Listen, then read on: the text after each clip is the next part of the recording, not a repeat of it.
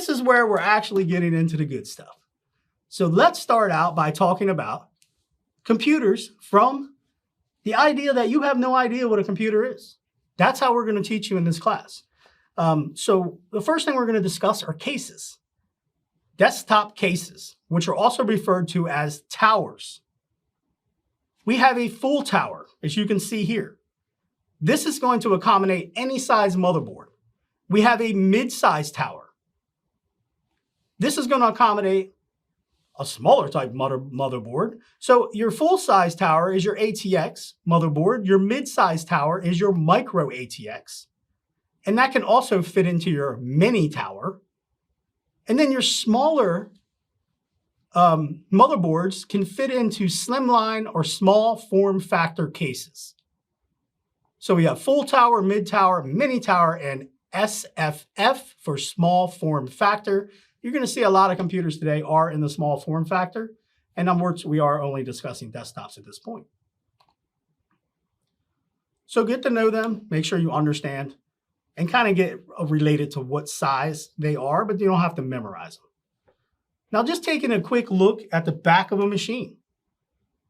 This is for, anybody who's a beginner. Usually from the back of a desktop, this looks like a full tower. We are going to have our power supply. We're going to have our chassis that has all of our type of airflow. Airflow is very important in computer systems. Some fans are designed to suck in air and some are designed to push out air. You do not want to interfere with that airflow or you will send your computer into a risk for overheating. On the back, we also have all these motherboard input-output. This is what we're going to discuss when we talk about connection types. HDMI, USB, DVI, VGA. You want to know what all these things are, and you want to be able to call them out just like I did there. And then at the bottom, this is where we can plug in expansion cards. Expansion cards sound just like what they're called, expansion. It's to take a computer and expand the capability of that machine so it can do something that it couldn't do prior. Let's say you bought a desktop and now you want that desktop full tower to be wireless. Well, it didn't come with a wireless network adapter. That doesn't mean you can't have one. So we go out to the store, we buy a wireless adapter and what we call PCIe interface. That's how it connects into the board, into a PCIe slot. We will discuss all that later. We will put that card in and kabang, we have wireless access on a desktop. So we can add all types of expansion cards to extend the capabilities of our computer. Now, in the bottom down here, these are just plates. But these plates are very important to keep on the machine and sealed.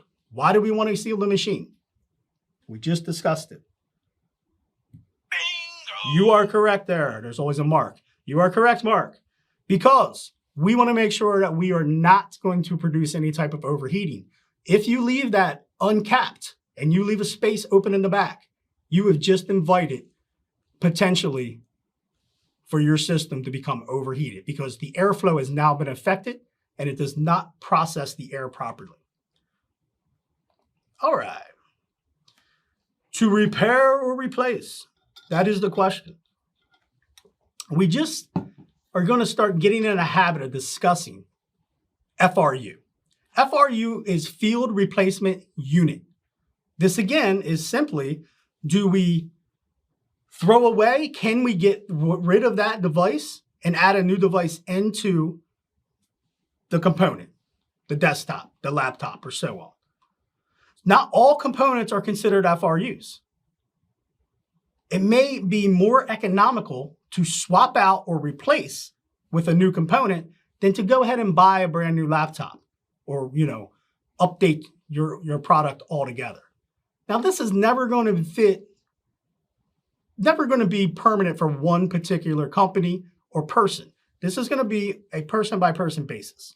So it depends on what your ability is to refresh your laptop systems, because usually we'll talk about laptops in this matter. If you're getting ready to replace them in a corporate environment like 1 year later, then it would make sense to not try to fix an LCD display on a laptop. You would get rid of it now and replace it.